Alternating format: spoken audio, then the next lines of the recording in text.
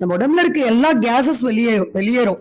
Cases வெளியே போனாலே சளி கரைஞ்சி நமக்கு மோஷன் வழியே வெளியேற ஆரம்பிச்சிடும். மத்தியானத்திற்கு புழுங்கல் அரிசி மட்டும் பயன்படுத்துங்க. பச்சரிசியோ பாஸ்மதி அரிசியோ பயன்படுத்த வேண்டாம்.